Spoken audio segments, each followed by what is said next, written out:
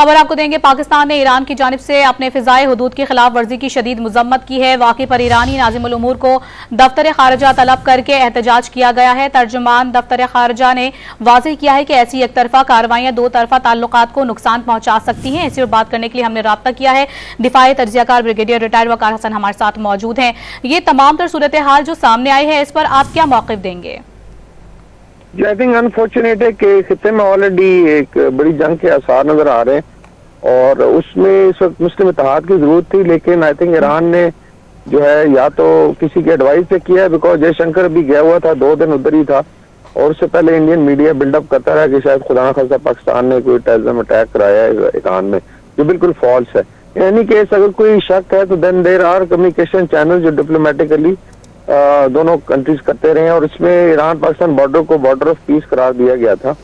तो एक और आई थिंक जो बड़ी आई थिंक चीज है देखने की, वो ये कि इस वक्त अगर ईरान पाकिस्तान में टेंशन बनती तो जो फलस्तीन की कॉज उसको बड़ा सख्त नुकसान पहुंचेगा, बिकॉज फिर जो है ओआईसी डिवाइड होना शुरू हो जाएगा on very different lines.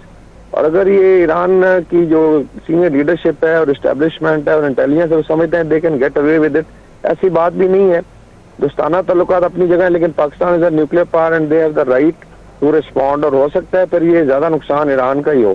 Iran खुद आइसोलेटेड भी है, इस वक्त रीजन में बात हो रही है, इसमें जो अमेरिकन और इजरायलीज हैं ईरान को स्ट्राइक किया जाए तो ईरान को सिर्फ दोस्तों की जरूरत है, स्पेशली जो बॉर्डरिंग रीजन में उनके साथ बना के रखे। और मेरे ख्याल में ये आई थिंक इंतहाई आई वुड से एक भोंडी सी उन्होंने एक एफर्ट की है जिसके अंदर ज्यादा सिविलियन जानों का नुकसान हुआ है।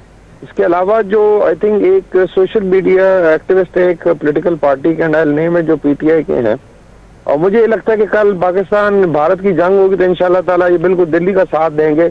ये इतने ज्यादा they have gone out of the way और उसमें भारतीय सोशल मीडिया अकाउंट्स और पीटीआई के मिल के इस वक्त कैंपेन कर रहे हैं कि खुदा ना खास्ता पाकिस्तान पावरलेस है, ऐसी बात नहीं है।